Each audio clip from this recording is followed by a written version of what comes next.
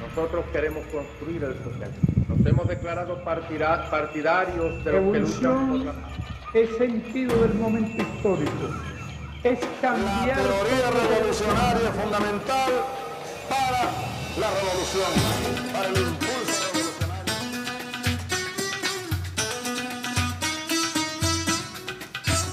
Saludos, camaradas, usuarios y usuarias. Bienvenidos a la jornada 175 de formación y de debate político-ideológico en este su programa Escuela de Cuadros. En esta oportunidad estaremos desarrollando nuestro debate a partir de un texto del camarada Vladimir Ilich Lenin, Imperialismo, fase superior del capitalismo. Un texto escrito en 1916 y que luego fue publicado en 1917. Para eso está aquí la compañera Cira Pascual, el compañero Chris Gilbert, mi persona Carlos Rodríguez, y en esta oportunidad contamos con la presencia del profesor Fernando Curva, economista de la Universidad de Luján. Bienvenido, profesor, le entregamos de inmediato el derecho de palabra para que usted un poco nos inmersa pues, en el contexto político en el cual se escribe la obra y por qué la vigencia del texto de Lenin. Bueno, cómo no, muchas gracias por la invitación y entramos en tema. El texto de Lenin tiene dos características que son necesarios resaltar. No es un tratado de teoría académica sobre el imperialismo, sino que es, como el mismo Lenin lo dice al principio, un esbozo popular referido a un tema de teoría económica, que es la aparición, vigencia e importancia del capitalismo imperialista o del imperialismo. Pero además, como siempre en Lenin, toda actividad intelectual estaba inmerso en la lucha de clases que él llevaba adelante. Por lo tanto, su trabajo del imperialismo, fase superior del capitalismo, es una herramienta en esa lucha en aquella época, 1916-17, en particular contra el causquismo. Estaba referido entonces a cuestiones no solo teóricas, sino tácticas. Así pues, Lenin intenta resolver dos cuestiones importantes. La actualización del marxismo en términos de teoría económica popular y su vigencia, su impacto dentro de la lucha del movimiento obrero socialista internacional. Kautsky, la socialdemocracia alemana, junto con Hilferding, otro gran teórico que fue uno de los que escribió una gran obra que todavía hoy se deja leer, representaban la abjuración y la apostasía en relación a la revolución socialista en Europa. Entonces, él toma esta obra como un ariete para señalar la traición de estos líderes y sus respectivos partidos en relación con el marxismo. Bien, una pregunta como introductoria que tendría yo o para que nos ayude a contextualizar sería la siguiente. El imperialismo, el texto es una nueva etapa, o como tenemos la traducción hoy día, fase o nueva etapa del capitalismo, ¿no? Entonces, Lenin está hablando de una serie de nuevos desarrollos que se dan a inicios del siglo XX en el capitalismo, ¿no? Dice que en el siglo XIX el capitalismo tenía una tendencia a ser de libre cambio.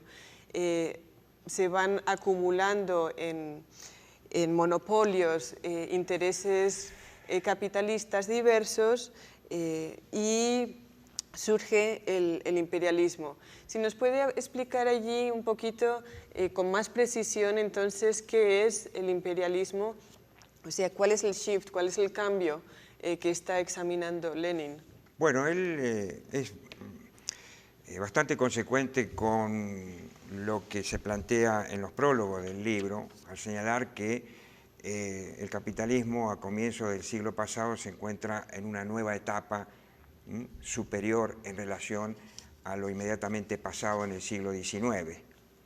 Y él menciona algunas características que son, a su juicio, de resaltar. Él dice, el capitalismo del siglo XIX es un capitalismo en el que campea la libre competencia, en el que se trata de miles o de millones de empresas que producen y que rivalizan en el mercado, y que ahora, en esta nueva etapa, aparecen una superación de esos mercados competitivos que son eliminados por una concentración de grandes corporaciones empresariales que dominan la producción y por lo tanto los mercados. Al dominar la producción, dominan los mercados y por lo tanto aparece una nueva forma de capitalismo. Dice, los monopolios no dejan de ser sino la consecuencia de la etapa de libre competencia. Esto ya lo había dicho y lo había establecido Marx en El Capital. La libre competencia conduce inevitablemente al monopolio, dice él en el libro 3 del Capital. Y ese libro fue escrito entre 1863 y 1867. Cuando se publica el tomo 3 es en 1894. Fíjense, Lenin habla de que los monopolios aparecen hacia fines del siglo XIX y rotundamente a principios del siglo pasado. O sea, la capacidad analítica de Marx le sugirió a Lenin la posibilidad de examinar si esto se había producido, y efectivamente esto se había producido. ¿Qué otra cosa caracteriza esa etapa? La concentración del capital y la centralización de la propiedad que se dio en esa época y se sigue dando aún hoy. Esto es una ley del desarrollo y la rivalidad capitalista que hoy se desarrolla entre corporaciones transnacionales. Y junto con esto, él señalaba que esta concentración, esta centralización de la propiedad, que no es sino la acumulación acelerada del capital, tiene su impacto desde el punto de vista político. Conduce al dominio y a la violencia dentro de los propios países más desarrollados, pero también en las colonias. Ahora, profe, Lenin utiliza distintas categorías dentro del texto: monopolio, trust, cárteles. En este caso tenemos las transnacionales, ¿no? ¿Cómo nosotros pudiéramos entender o delimitar cómo se comporta cada una de estas formas de asociaciones que crean los capitalistas? Sí, son formas monopolistas. Las formas monopolistas inclusive tienen su propia historia según el país de que se trate. Por ejemplo, el cártel. El cártel es una forma monopólica cuyo origen lo podemos encontrar en Alemania, hacia fines del siglo XIX, comienzo del XX. Mientras que el trust es más, el origen está en los Estados Unidos. ¿En qué consisten ambas formas monopólicas? ¿Son iguales? No, no eran iguales. Ahora después vamos a comentar las nuevas formas que hay. El cártel era una asociación de grandes empresas que mantenían su individualidad administrativa y las decisiones dentro de su propia empresa, pero que se atenían a un acuerdo. Cártel quiere decir acuerdo. ¿En referencia a qué? En referencia a los mercados de venta, pero también a los mercados de compra. O sea, monopolios de oferta, monopolios de demanda, o como se lo conoce en la academia, monopsonio. O sea, los monopolios no solo son monopolizar la producción y venta de lo que se produce, sino la compra de los insumos, como decimos hoy. O sea, van monopolizando las distintas etapas del proceso de producción.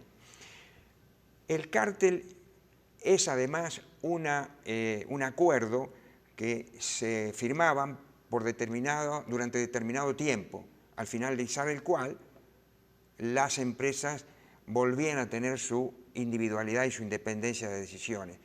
Pero como esos acuerdos permitían un incremento de sus ganancias muy enorme, fueron superando y fueron llevando del cártel hacia formas trustificadas. ¿Qué es el trust? El trust es una forma monopólica que se forma mediante dos caminos, por absorción y por fusión. El trust por absorción consiste en que una gran corporación, una gran empresa, absorbe a otra bajo su propia razón social. El por fusión, se fusionan las empresas, las corporaciones, y constituyen una nueva más gigantesca. Entonces, estas formas monopólicas iban acompañadas de otras. Por ejemplo, el sindicato industrial. El sindicato es otra forma monopólica también vigente hoy, que surgió sobre todo en los Estados Unidos para evadir la ley antitrust en los Estados Unidos. ¿En qué consistía? Como estaban los fiscales estatales detrás de digamos, el cumplimiento de las leyes antitrust, las corporaciones crean una nueva entidad empresarial a la cual les venden su producción, y es esta la que coloca el producto o los productos en los mercados, y después el sindicato distribuye las ganancias de acuerdo con la participación que tiene. Era una forma de eludir, diciendo nosotros no manejamos los precios, no manejamos los costos, no los imponemos, le vendemos a esta empresa que es independiente de nosotros. Tanto ellos como los funcionarios estatales sabían que eso era mentira, pero no había forma legal de poder sancionarlas. Otra forma monopólica, el pool, es una variante de cártel, y el ring, que son formas transitorias muy rápidas de hacer, porque son formas de acaparamiento que acá en Venezuela están al día. Acaparan varias empresas, varios comercios, y cuando escasea el producto, sube el precio, lo venden y luego se deshace rápidamente. Así como nacen rápidamente, se deshace rápidamente. Parte del escrito de Lenin va dirigido en contra de una crítica reaccionaria al imperialismo. Y usted mencionó Kautsky y otros, John Hobson, que Hobson era un socialista pacifista inglés, y Lenin mismo tradujo su libro al ruso. Sí. Pero parte de la crítica reaccionaria al imperialismo a veces no solo quiere volver el reloj a un tiempo de libre cambio, sino también niega el hecho que el imperialismo o la monopolización sí es una socialización más amplia del aparato productivo en el mundo, ¿no? Una socialización de la producción. Quisiera tener una cita que tiene que ver con... Tengo una cita que viene al caso de lo que están mencionando, Chris, la voy a leer para darle pie a comentar.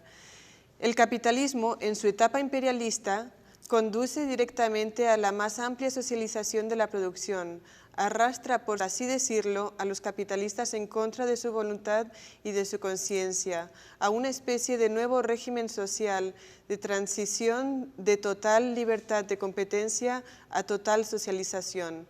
La producción pasa a ser social, pero la apropiación continúa siendo privada. O sea, que esto tiene evidentemente implicaciones políticas, porque de alguna forma este texto, aunque se hace bajo la censura zarista, y eso lo reconoce Lenin al principio, eso implica que quizás algunas de las conclusiones políticas no se expresan directamente en el texto evidencia también, además de las contradicciones profundas, la violencia profunda inherente a la etapa imperialista, y por lo tanto es un rechazo a esas posiciones que mencionaba Chris, esas posiciones que de alguna forma son reaccionarias y llamarían a una superación del capitalismo imperialista en una vuelta atrás al capitalismo librecambista.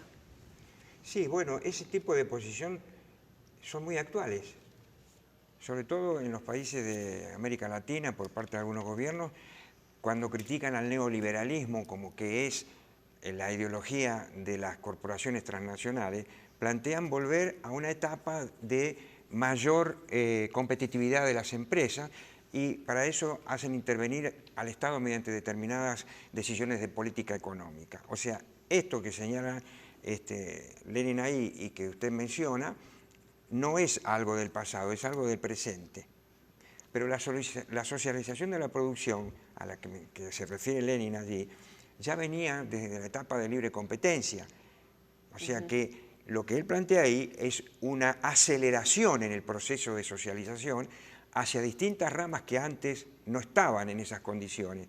A tal punto, señala él esto, ha llegado que se puede hablar ya como de transición hacia un nuevo régimen social que va desde esta etapa de libre cambio a una etapa de concentración y alta socialización que permite vislumbrar la posibilidad de un paso hacia un nuevo sistema social que no va a aparecer simplemente por evolución económica, sino que necesita el paso necesario sociopolítico. Claro, es importante resaltar que aunque es una socialización de la producción, no es una socialización de la propiedad que siempre va más concentrada. No, ahí lo dice perfectamente Lenin y es justo lo que usted dice, de que es una aceleración y una ampliación del proceso de socialización del proceso de producción, pero siempre bajo la propiedad capitalista.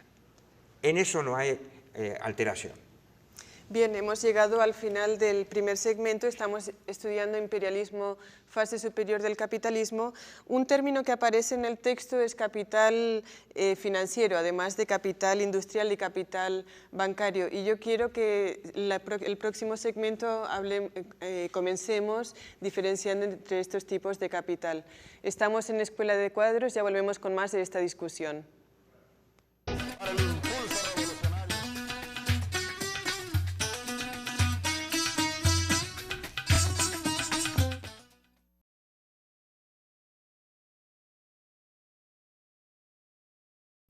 Para el impulso revolucionario.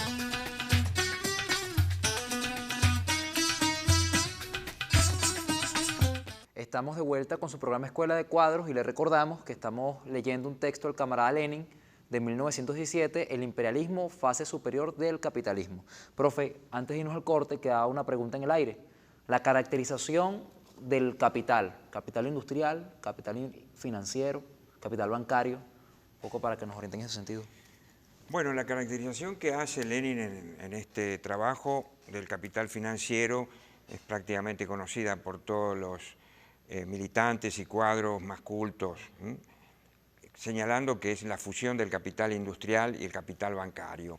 Básicamente es dominado el primero por el segundo. Con relación a esto, yo quiero señalar una cosa que es la siguiente. Si uno lee los borradores del imperialismo de Lenin, se va a encontrar con que la bibliografía que utiliza, los resúmenes que hace, son preponderantemente, no exclusivamente, de lo que sucedió en el proceso de monopolización en Alemania, en la que los bancos tomaron la delantera para el proceso de concentración. Mientras que, por ejemplo, en el caso de los Estados Unidos no ocurrió así. Los bancos eran dependientes del capital industrial más desarrollado. Había los dos una relación, pero la prelación era distinta, ¿no es cierto? Y ahora vamos a la diferenciación entre capital bancario y capital financiero en lo que podemos decir hoy. En las publicaciones, en los periódicos, en las intervenciones que se pueden ver y escuchar normalmente, se confunde o se utiliza indistintamente capital financiero y capital bancario. Esto no es así. El capital bancario en la actualidad se ocupa de las transacciones o el tráfico dinerario con el público y con las empresas. El capital financiero es una categoría superior. Lenin lo pone, pero hoy ya ha escalado otro peldaño más. Entonces, el capital financiero establecido por Lenin es el dominio del capital que han tomado los bancos sobre la industria. Estamos hablando de comienzos del siglo XIX. Hoy el capital bancario excede sus propios ámbitos de operaciones y ha tomado terreno en lo que eran tradicionalmente la producción industrial y comercial, pero subordinándose a estos. Entonces ya no es lo mismo. Voy a aclarar un poquito más este aspecto. Durante la etapa mercantil del capitalismo hablamos de un capitalismo mercantil, de un capitalismo o de un capital mercantil o dinerario, siglos XV a XVII, XVIII. Siglo XIX domina el capital industrial. Lenin anticipa una nueva etapa de un dominio que es el del capital financiero y que todavía sigue teniendo actualidad, pero que ha modificado la relación entre las industrias, el comercio y las operaciones bancarias y financieras. ¿En qué consiste esto? En que lo financiero es lo que caracteriza hoy todo el capitalismo, así como hubo una etapa de capital industrial y hubo una etapa de capital mercantil comercial, hoy lo dominante y lo decisivo es lo financiero. ¿En qué sentido? Esto domina la industria, el comercio y los servicios.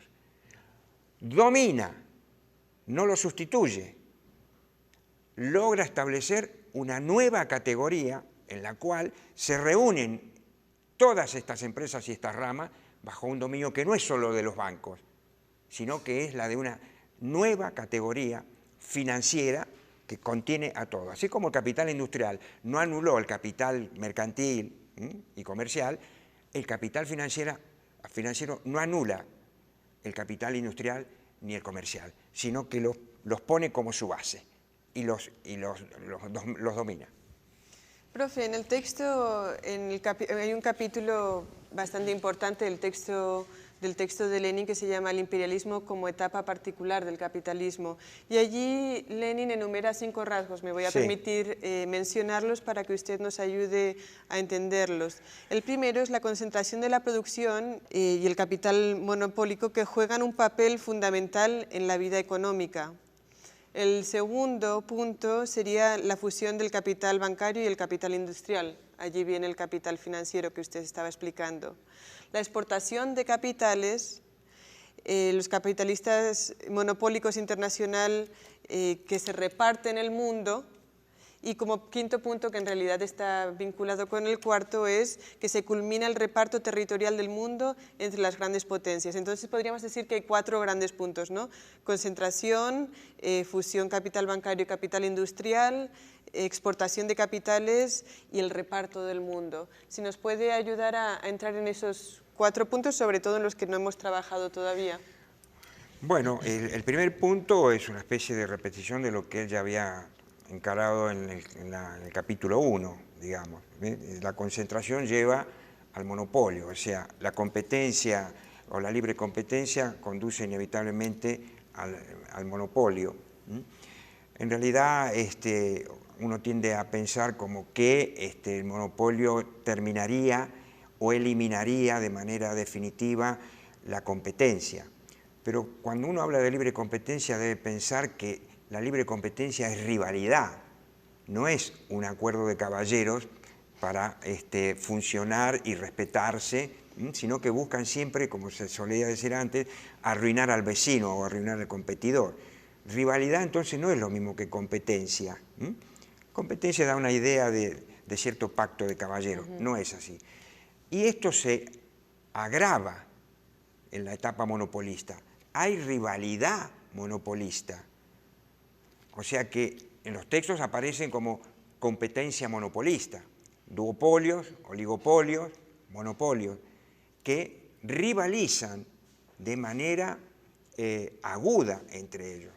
En algunos casos se ponen de acuerdo y entonces ascienden otro peldaño en el proceso de monopolización. Pero en otros casos, agudamente entran en una rivalidad de carácter monopólico que cuando no pueden resolverlo pacíficamente, lo resuelven violentamente. Las guerras mundiales son resultado de esto. El no permitirle mercados y espacio a Alemania, a la burguesía alemana, esta obligó a su propio sistema a desencadenar 2 guerras para que Alemania fuera reconocida como una potencia industrial. El resultado de los monopolios. Bueno, lo del capital financiero, del segundo punto, capital bancario más el industrial. El tercero, la exportación de capitales, quizás haya que hacer acá una pequeña salvedad. Cuando Lenin se refiere a la exportación de capitales, como diferenciación de la etapa anterior, que era la exportación de mercancía, es lo que hoy se denomina inversión externa directa. Esto significa que las empresas, las corporaciones, van a los países periféricos y se instalan. ¿De qué manera se instalan? O fundan empresas, llevan sus sucursales, o compran empresas en marcha. Esto tiene un impacto macroeconómico diferente, pero no es esto lo más importante. Lo importante es que la exportación de capitales significa el trasplante del capital de los países desarrollados a los países periféricos, dominan la producción interna y dominan también la exportación. Por lo tanto, contrariamente a lo que el propio Lenin en algún pasaje dice que esta exportación de capitales desarrolla el capital en los países periféricos, en realidad tendríamos que matizarla. ¿Por qué? Porque lo que hace es desarrollar más el país central, porque este trasplante, estas inversiones externas directas, se hacen para la baja de costos en los países centrales y exportar más todavía productos manufacturados a bajo precio, a bajo costo. De hecho, en el texto Lenin menciona también la dependencia por un lado, digamos que hay una pequeña contradicción en Lenin que todavía está desarrollando la teoría, porque también habla de la dependencia que se genera a partir del imperialismo, ¿no? Pero adelante. Claro, entonces este aspecto implica lo siguiente: ¿es definitivo y absoluto que no hay un desarrollo capitalista de los países periféricos? No, hay un desarrollo, pero sobre la base del dominio del capital extranjero. Entonces, ahí es donde vienen los conflictos después internos. Para que haya la posibilidad de un desarrollo capitalista pleno, tiene que ser con las clases sociales internas, y aparecen las etapas políticas antiimperialistas. Porque si desarrollara el capitalismo tal como se plantea, no habría lugar a conflictos. Habría una expansión del empleo, un crecimiento del Producto Bruto, una redistribución del ingreso, etcétera, cosas que no se producen, se agudizan más cuando se hacen estos trasplantes de inversión externa directa. Bueno, el reparto del mundo es la consecuencia inevitable de esta rivalidad que hablábamos antes. Y sobre todo, como señala el punto quinto, por parte de las grandes potencias, que son potencias que todavía correspondían en esta época a distintos países. Gran Bretaña, Alemania, Estados Unidos, en cierta medida Italia, Francia, no más de 4 o 5 países que son los que finalmente decidieron el destino del mundo a través de las guerras, que son la consecuencia inevitable del proceso de rivalidad monopólica. En cuanto a las rivalidades, no solo es que Lenin cree o plantea que el imperialismo es una consecuencia necesaria del desarrollo del capitalismo, sino también plantea que el imperialismo conlleva conflictos mundiales, a rivalidades tan extremas que van a llevar a la guerra, y Lenin tuvo razón, 2 veces por lo menos. En el siglo XX hubo 2 conflagraciones mundiales. Y parte del texto va dirigido a la crítica a Kautsky, que plantea, quizás un poco parecido a Tony Negri hoy día, que existió la posibilidad de un desarrollo pacífico del imperialismo o algo así. Sí.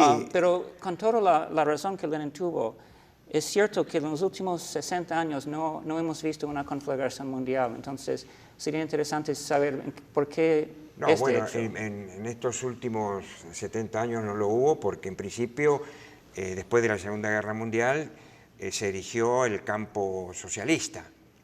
Y eso estableció una especie de un empate nuclear que determinó la necesidad de sentarse a negociar.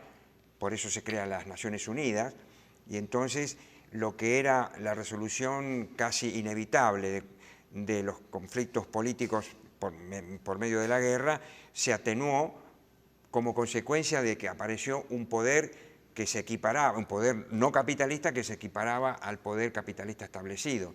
Entonces obligó a los monopolios y al capital a sentarse a negociar. Pero como el capitalismo no puede vivir ni desarrollarse sin conflictos militares, cuando implosiona la Unión Soviética, se dedica a generar conflictos locales en los que pueda administrar fuera de las fronteras de sus propios países, como lo vemos hoy, que generalmente en muchos países, sobre todo de Asia y del Medio Oriente, desarrollan porque la rama armamentista del capitalismo no puede subsistir sino desarrollando un gran mercado que es el de la guerra. Entonces, la guerra es un negocio, es el mercado y uno de los negocios que generan más ganancias. Entonces, hay que crear mercado para que la rama armamentista, en el sentido de guerra, para que la rama armamentista siga produciendo. Entonces, países periféricos, Arabia Saudita, un reino reaccionario, un país reaccionario, sin embargo tiene unas fuerzas armadas ultramodernas, que ahora está inclusive incursionando en Irak, bombardeando. Es una cosa absolutamente absurda.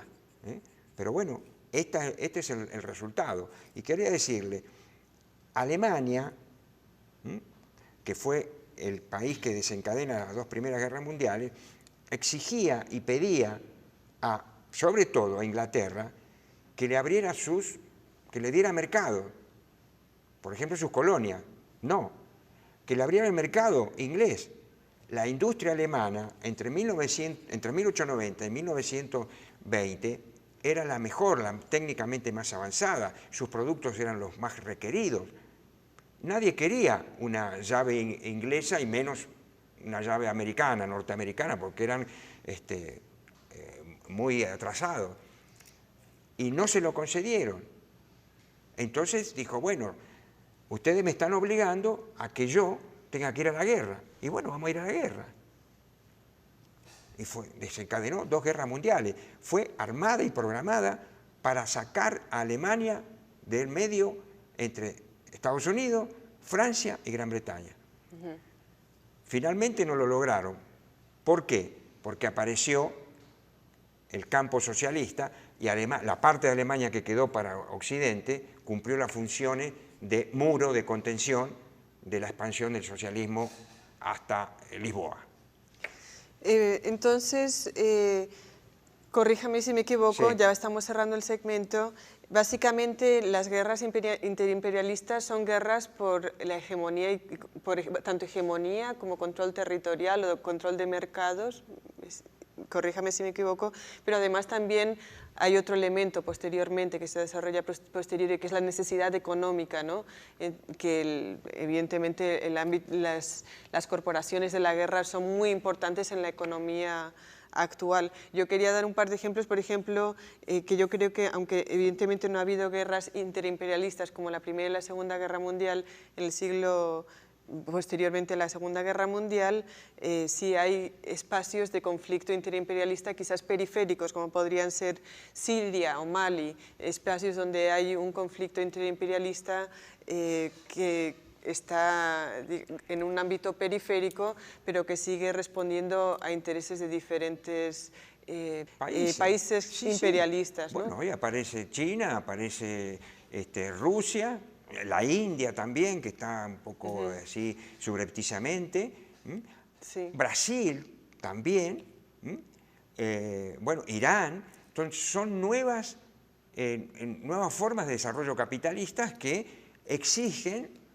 un pedazo del sol del capital, pero ya está el mundo tomado por las potencias tradicionales. Bien, bueno, continuamos en el siguiente segmento. Estamos estudiando imperialismo, fase superior del capitalismo. Ya volvemos con más de Escuela de Cuadros.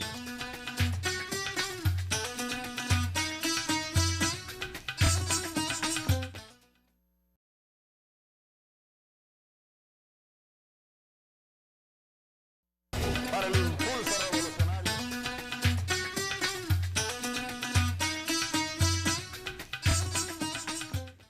Estamos de vuelta en su tercer segmento de Escuela de Cuadros. Estamos tocando el texto del camarada Lenin, imperialismo fase superior del capitalismo y, profe, hay un elemento que me parece importante que resaltemos, ¿no? Y es que a veces el término imperialismo tiene también como un arma de doble filo.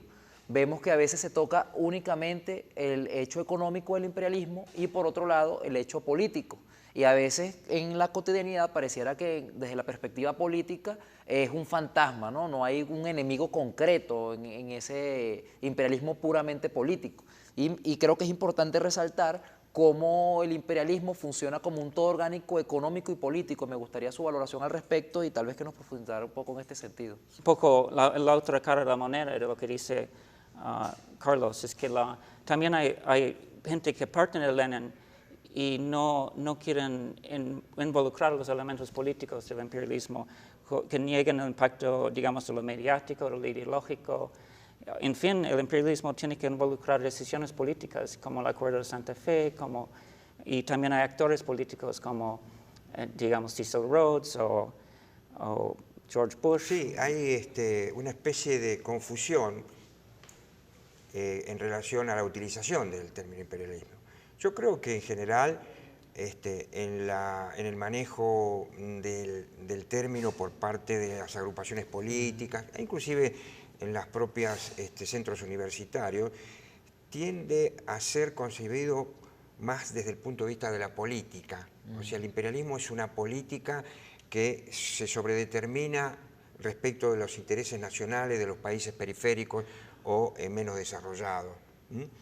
Pero Lenin no se refiere a eso. Esto yo diría que es un poco una especie de consecuencia kauskiana inadvertida por quienes lo usan. Porque Kautsky es el que dice que bueno, el imperialismo es una política de los países industriales para anexarse otros países agrarios y entonces los dominan. O sea, Kautsky está señalando más el aspecto político que el económico. Sí, hay un aspecto económico porque quiere señalarse que se abre para nuevos mercados del capitalismo industrial. Pero Lenin lo que señala es, me parece a mí, otra cosa, una cosa más profunda. No es simplemente que hay una cuestión de índole imperialista en la política, sino que el imperialismo, en todo caso, como una política, es el resultado de una nueva etapa del desarrollo en el proceso de producción y obtención de plusvalor y expansión en la concentración y centralización del capital. Y este es el punto, que esta concentración lleva a la otra política, es decir, al otro aspecto, a lo político, porque no están disociados como tú estás mencionando correctamente. Es decir, lo político no es algo separado de lo económico y del desarrollo de los monopolios. Uno dice, acá Lenin dice, el libre cambio conduce al monopolio. Podríamos decir, el monopolio conduce al dominio político, porque el dominio económico ya está establecido. Entonces, bueno, claro, este aspecto es el que me parece que debemos resaltar nosotros, que el imperialismo no es una pura política basada en decisiones de los centros, pero esas decisiones y esas políticas existen. Tú acabas de decir, ¿cómo era? El Acuerdo de Santa Fe. Santa Fe, todo eso, existen. Alguien podrá decir, bueno, esto es una especie de actitud conspirativa de la historia. Yo no creo en la conspiración de la historia, pero que hay conspiradores, hay conspiradores. Cuando se reúnen el G7 o el G20, no lo hacen en una pieza oculta, es absolutamente abierto. Esta gente es la que maneja el mundo. Llámelo conspiradores o llámelo señores de salones bien perfumados y educados, pero son los que manejan política, diplomáticamente y militarmente el mundo. No se puede separar lo económico de lo político, aunque lo político es lo decisivo. Profe, le voy a hacer una o dos preguntas quizás, porque tenemos poquito tiempo. Una es que en uno de los últimos secciones, una de las últimas secciones que se llama El parasitismo y la descomposición del capitalismo, Lenin equipara imperialismo y rentismo, ¿no? Entenderíamos rentismo como alguien que vive pues, de una tierra que otro trabaja y que arrienda, podríamos decir, por ejemplo. Eso por un lado, ¿no? Y por otro lado, quería ya, porque sabemos que usted ha estado trabajando, digamos, el presente, evidentemente este es un texto que tiene vigencia, pero han transcurrido prácticamente un siglo, entonces hay especificidades del momento actual, ¿no? Si pudiese ayudarnos a entender lo específico del momento actual, por ejemplo, mencionaba en algún momento los holdings como algo particular que se desarrolla particularmente en un momento posterior al momento de Lenin, o por lo menos que se desarrollan ¿La más. primera pregunta? La primera pregunta es rentismo, imperialismo. Sí, no, el rentismo no tiene que ver con la cuestión de la renta territorial a la que se refiere Lenin, sino el rentismo financiero del capital ficticio que él denomina cortacupones, que a eso se ha llegado ya a escala escandalosamente colosales ahora. Es decir, el proceso de monopolización, el proceso de concentración y centralización del capital lleva a que cada vez más los propietarios se separen de la dirección inmediata y directa de sus propios activos físicos. Y entonces, ¿qué es lo que ocurre? Van delegando la administración de sus propiedades en la franja de los gerentes. Y entonces se quedan con el manejo de la propiedad a través de ¿qué? De acciones, de títulos y de bonos. Entonces se separa el capital en funciones y el capital como propiedad. Los grandes capitalistas entonces se van volviendo rentistas en el sentido del capital ficticio, digamos del capital financiero. No son al estilo antiguo. El aspecto del parasitismo. Es evidente que es una clase que se va convirtiendo cada vez más en parásito. Él la llama oligarquía financiera, porque ya no van cumpliendo ningún proceso necesario en la economía. Si uno pudiera hacer un ejercicio de imaginación y decir, eliminemos los propietarios capitalistas y imaginémonos qué pasa al día siguiente. Al día siguiente el proceso de producción seguiría siendo igual. Los gerentes seguirían yendo a sus empresas, seguirían dando las indicaciones, los empleados seguirían trabajando, los obreros seguirían produciendo. Por supuesto que estoy hablando de una manera ideal de esto. Y de la misma manera que ocurrió con los rentistas feudales, está ocurriendo ahora con los rentistas capitalistas. Es decir, van siendo un peso para la sociedad, porque cada vez más la producción, la circulación y el consumo son sociales, pero la apropiación de eso y la distribución es privada. Entonces, el segundo aspecto, la cuestión del capital financiero. Sí, ahora hay una etapa nueva. Justamente la figura más importante ya no es la del trust, la del pool, la del ring, la del cártel, que todavía siguen existiendo. Son las holding. El holding es una figura monopólica típicamente financiera. El holding maneja solamente activos financieros, pero de varias ramas, de varias empresas. Entonces, no tiene ningún activo físico. Estos propietarios son propietarios capitalistas en el más cabal sentido del término. Y dentro de estos holding toman mucha preponderancia los bancos, los grandes bancos. Y como los bancos son la representación más alta del capital financiero, parece que todos los holdings son nada más que bancos. Merrill Lynch, Goldman Sachs, Lehman Brothers, etc. Pero ellos integran un holding superior. Entonces ponen, por así decir, la cara, pero en realidad son los que manejan distintas empresas de distintas ramas, sea horizontal, sea vertical.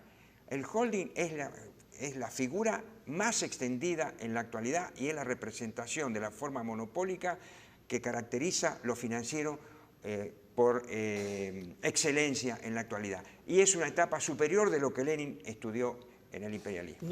Lenin en uno de los prólogos dice que el imperialismo es la antesala del socialismo. Y eso es un poco la idea que está encerrado en el mismo título, cuando dice etapa superior del capitalismo. El imperialismo es la etapa superior del capitalismo. Con eso se entiende la última etapa del capitalismo.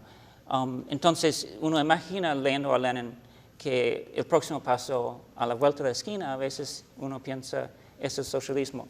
Parece que, por lo menos para nosotros, no fue así. Sin embargo, la idea... La realidad de la historia demuestra que sí fue así. Ajá, pero la idea sigue vigente, ¿no? No, pero la historia pasó así. Los bolcheviques tomaron el poder en 1917. Se construyó, que haya fracasado, implosionado, es otra cosa. En todo caso, merecería un tratamiento en otro programa. Pero efectivamente fue así. El bolchevismo asumió la tarea de quebrar al capitalismo, tomar el poder e iniciar la construcción del socialismo. ¿Fue así o no? Se hizo inclusive más, no solo en Rusia. Después de la Segunda Guerra Mundial se construyó el campo socialista. Entonces no estaba equivocado Lenin para nada, es la antesala del socialismo. Ahora, después implosionó, bueno, perfecto, pero para nada fue incorrecta la previsión de Lenin. Pero la idea sigue vigente para nosotros. Totalmente. Sí. Vuelvo a decir, imaginémonos que eliminamos a los propietarios y que sea pacífica esa eliminación, digamos, o que le pudiéramos comprar las acciones y los títulos. Entonces, todo seguiría trabajando normalmente. Los gerentes seguirían tomando decisiones, los empleados seguirían trabajando, los trabajadores también. No habría ninguna alteración. Sí, esto es una especie de Alicia en el País de la Maravilla, pero de todas maneras no es una locura. La locura, ¿qué lo pone? Aquellos que no quieren ser expropiados ni confiscados. Porque al final ya hay socialización de la producción, eso es lo más importante. El socialismo no es un invento, no hay que inventarlo, traer no sé de dónde. Socialismo utópico, socialismo científico, ultrasocialismo. El socialismo está dentro de las propias estructuras del sistema capitalista, monopolista, financiero actual. Ahora sí, la instancia es político-revolucionaria. Sí, que exacto. Luego viene el aspecto político, ¿no? Evidentemente el capitalismo no se cae solo, Ningún régimen cambia porque ya ha agotado sus recursos económicos. No, a lo largo de la historia los sistemas cambian por procesos políticos, sean reformistas o sean revolucionarios. Pero es la política lo que decide, el conflicto, la lucha de clases. Muchas gracias, profesor Fernando, por su aporte pues, en este debate que hemos llevado el día de hoy, por sus orientaciones tan precisas. Le recordamos a todos los compañeros usuarios y usuarias que siguen el programa Escuela de Cuadros que en YouTube tenemos nuestro canal /Escuela de Cuadros. Además, tenemos el blogspot escuelacuadro.blogspot.com. Si quieren contactar con nosotros, pueden hacerlo también a través del correo electrónico escuelacuadros@gmail.com y pueden seguirnos en las redes sociales en Twitter con @piso Escuela de Cuadros. Hasta la victoria siempre, venceremos. Revolucionario fundamental para la revolución, para el impulso.